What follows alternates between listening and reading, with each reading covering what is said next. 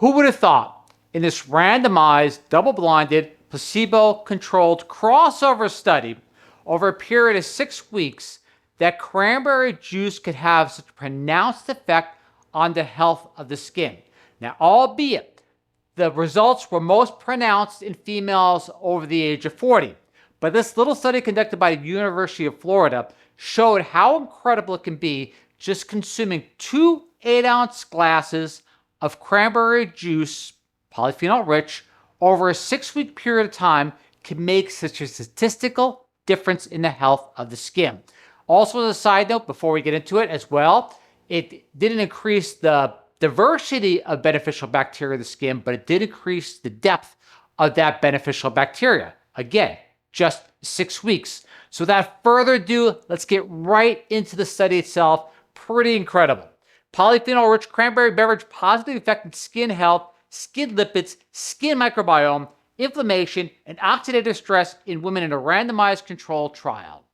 The study aimed to determine whether polyphenol-rich cranberry beverage affects skin properties, lipids, microbiome, just to reiterate, in women using a randomized, double-blinded, placebo-controlled crossover design. Now, a little bit of a side note, this was an industry-funded study, but again, just the funds, not the results. And again, once again, too, conducted at the University of Florida, really gold standard in regard to design. To proceed, 22 women with Fitzpatrick skin types 2 and 3 were randomized to drink cranberry beverage or placebo for 6 weeks. After a 21-day washout, meaning one group drinks the cranberry juice, the other one the placebo, and then they switch, which is beautiful. They consume the opposite beverage for 6 weeks. 6 weeks of cranberry beverage significantly reduced UVB-induced erythema, which is basically it's the inflammation response to UV irradiation. To proceed, improved net elasticity on the face and forearm, smoothness on the face, and gross elasticity on the forearm compared to the placebo.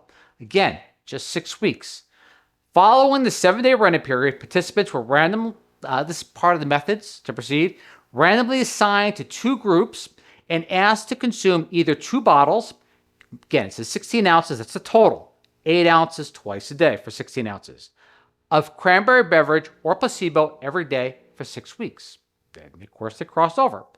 The 8-ounce bottles of cranberry beverage contained 192.9 plus or minus 1.5, basically proisocyanidins, 19.5 milligrams of anthocyanins, and 24.2 milligrams of flavonoids per bottle. Without injecting publisher bias, it kind of makes you wonder if you didn't want to drink the juice, would the same results occur through the consumption of a cranberry capsule? Again, that's the hypothesis for a later study. To proceed, or I should say publisher bias. The backstory. The previous research on proisocyanidins, flavonoids, and anthocyanins in cranberry juices protected skin collagen.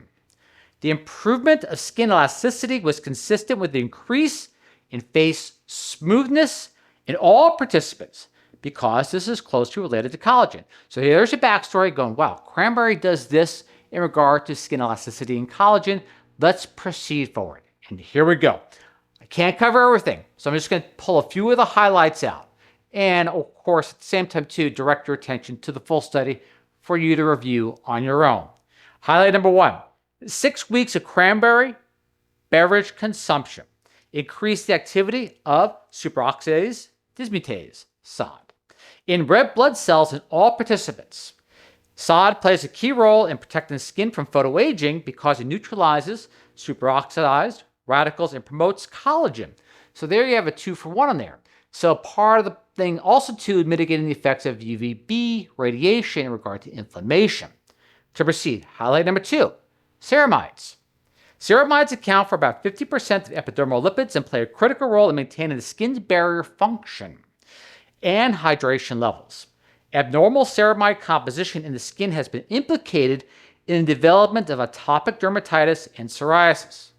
And the light bulb goes off. Again, that's for future study. To proceed, the correction between ceramides and skin parameters, including inflammation biomarkers, suggests that cranberry beverages affected skin health through direct modulation of ceramide biosynthesis and degradation. Again, I want to keep this a little short and sweet, so let's go straight to our conclusion. In conclusion, 6 weeks of polyphenol-rich cranberry beverage consumption protected skin against UV-induced erythema, improved skin elasticity, reduced oxidative stress. More of the skin parameter benefits were observed in women, of course, over the age of 40 or equal to 40, whereas younger women were much less responsive. Well, again, skin damage over time, more pronounced effects. Only a 6-week study. Skin lipids were found to be modulated after both cranberry beverage and placebo consumption. While the skin microbiome was altered at the species and strain level by cranberry beverage consumption. These findings suggest a potential benefit of cranberry beverages on skin health in women equal to or greater than 40 years old and warrant future studies on this group of women and the mechanisms behind this. So when you look at it, especially from, let's say, an anti-aging effect, just the consumption of a polyphenol-rich cranberry beverage, 8 ounces, twice per day, 6-week period of time. So you're not even looking quite 2 months, had a statistically significant difference in improving skin health, elasticity, per se, collagen, microbiome, reduction in inflammation, again, as opposed to inflammation caused by UVB irradiation. So, and much, much more. So I encourage you to go into the full study, look at it yourself. Again, a well-conducted study, randomized, double-blind, placebo-controlled, crossover study, and just to see exactly if this could be something for you.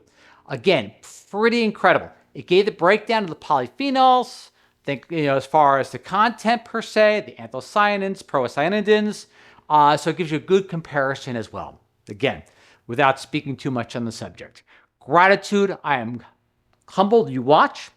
Gratitude to the researchers, University of Florida. Again, a little bit of industry funding, but not participatory in the research itself. And so we'll see what you and I share next week as well.